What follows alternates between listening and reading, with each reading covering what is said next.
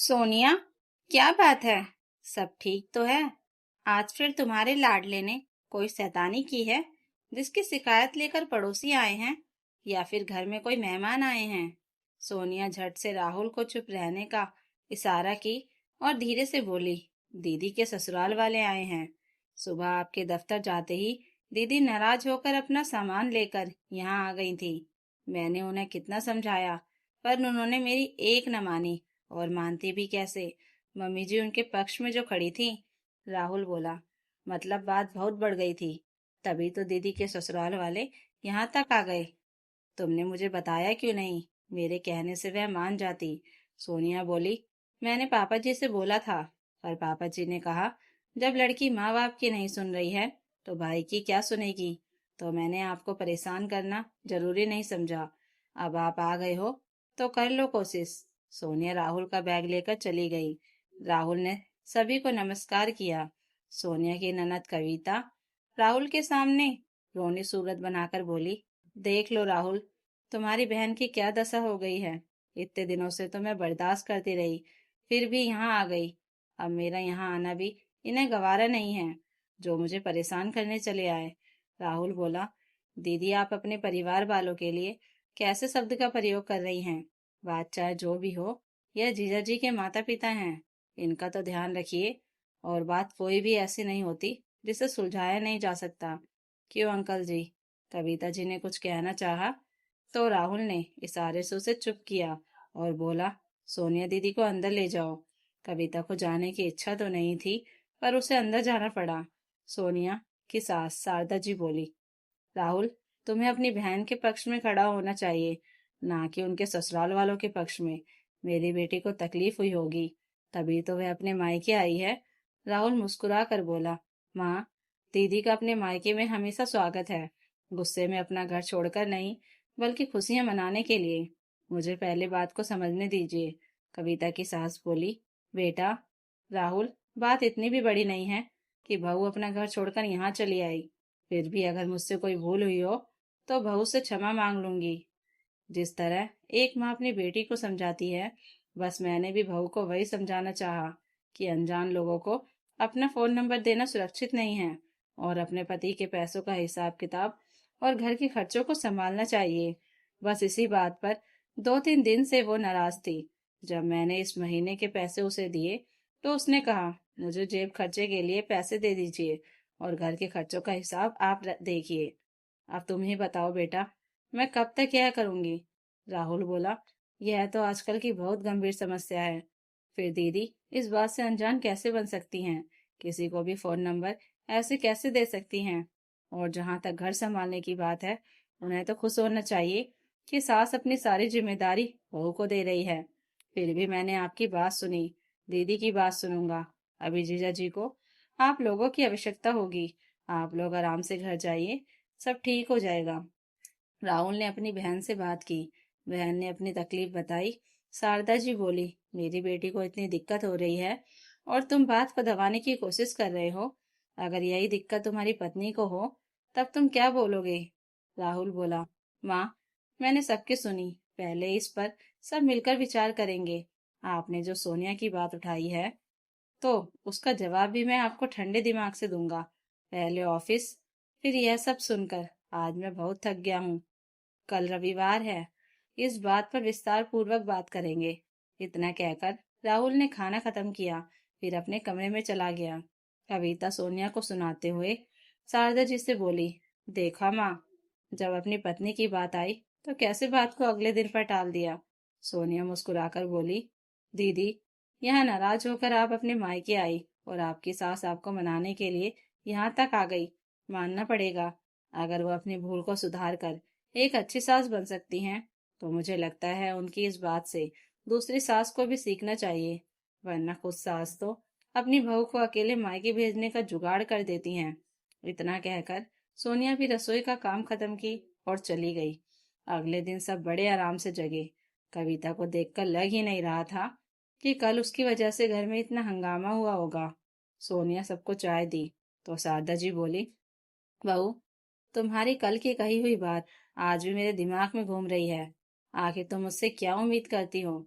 सोनिया मुस्कुरा कर बोली, मम्मी जी, मैं किसी से कोई उम्मीद नहीं करती। मैं बस इतना जानती हूँ कि एक बहू तकलीफों से सीख कर ही भविष्य में एक अच्छी सास बनती है। आपको मैं मिली हूँ, ना जाने मुझे कैसी बहू मिलेगी, बस उसी की तैयारी कर रही हूँ। शारदा जी की शंका भरी निगाहों से सोनिया को देख रही थी। राहुल अंगड़ाई लेते हुए बाहर आया। सोनिया उसे चाय दी। शारदा जी बोली, कल तुमने इसकी सास को उम्मीद तो दे दी, पर अपनी बहन के साथ न्याय नहीं करोगे। राहुल बोला, माँ, आप क्या चाहती हैं कि कविता पूरे जीवन मायके में बैठी रहे या अच्छी बहू ना बन पाए? उसकी सास या उसके सभी रिश्तेदार यह कहे कि इसकी माँ ने इसे कुछ सिखाया ही नहीं था। जब आप बहू बनकर एक अच्छी सास बन सकती हैं, तो आपकी बेटी एक अच्छी बहू क्यों नहीं बन सकती है? कोई जवाब? थोड़ी देर बाद राहुल चाय पीकर वहां से चला गया। शारदा जी कविता से बोली, सही तो कह रहा है। क्या गलती तुम्हारी सास की ही होती है? इस तरह से तो बहू भी मुझसे 4 गलतियां निकाल लेगी। अरे, क्या गलत कहा उन्होंने? तुम अपना नंबर किसी को दे देती हो, कल को कहीं ऊंच नीच हो गई तो परेशानी भी तो तुम्हें ही होगी। मैं यहाँ अभी तक बहू को घर की चाबी नहीं दी हूँ। तुम्हारी सास तो तुम्हें आगे बढ़कर घर की जिम्मेदारी दे रही है। अरे बेटा, मौका अच्छा है, लपक लो।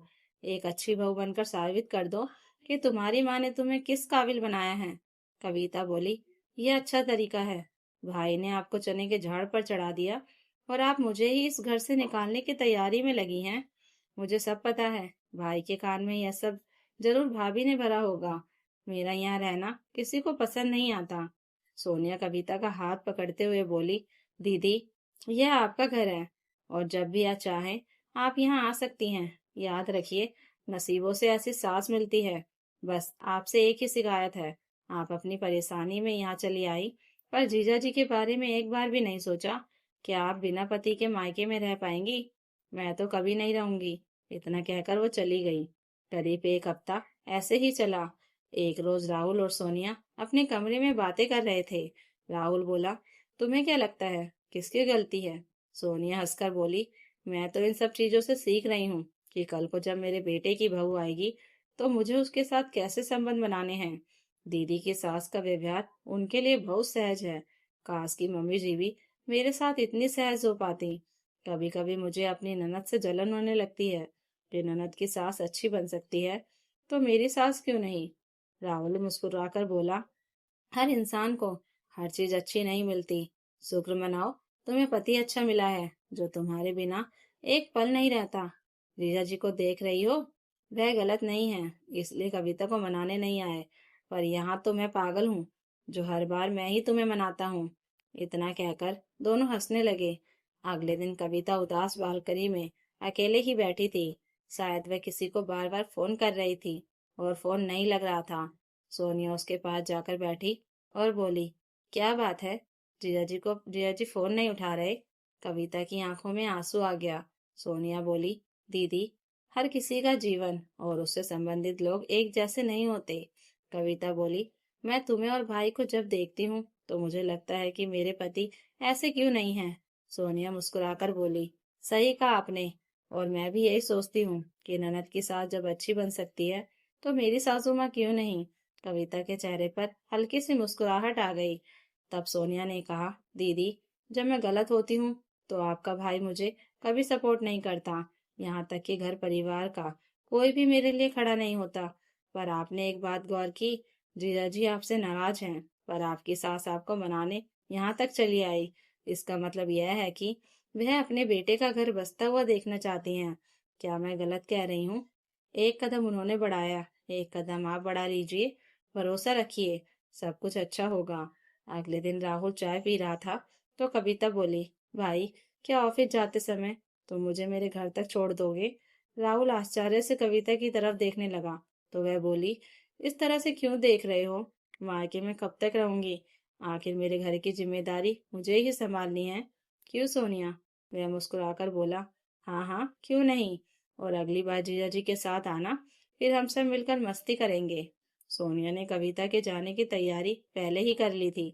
उसने उपहार दिए तो शारदा जी बोली, बहू, तुम्हें अपनी ननद को भेजने की बड़ी जल्दी है, तभी तो तुमने तैयारी पहले से कर रखी है।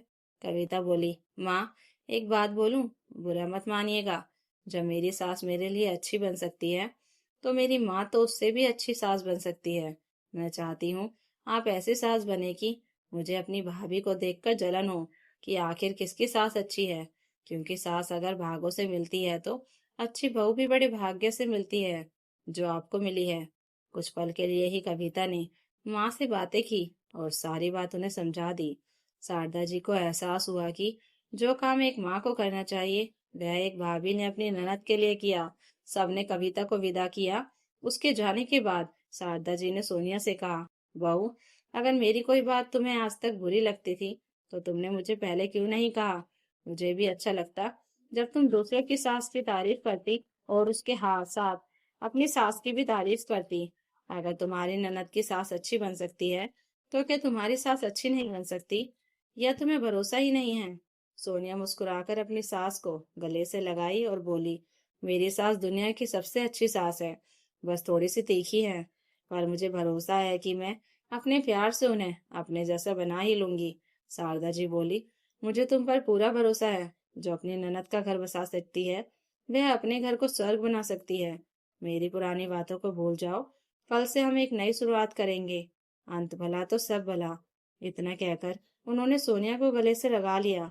शाम में जब राहुल घर आया तो देखकर हैरान था कि शारदा जी और सोनिया एक साथ बैठकर सास बहू की सीरियल देख रही थी। जब राहुल ने कहा, कोई चाय पिलाएगा? तो शारदा जी बोली, बेटा, कल तो होली की तुम्हारी भी छुट्टी है, क्यों ना आज चाय तुम बनाओ, पीकर हम दोनों बताएंगे कि आखिर तुम घर के काम के लिए कितने निपुण हो।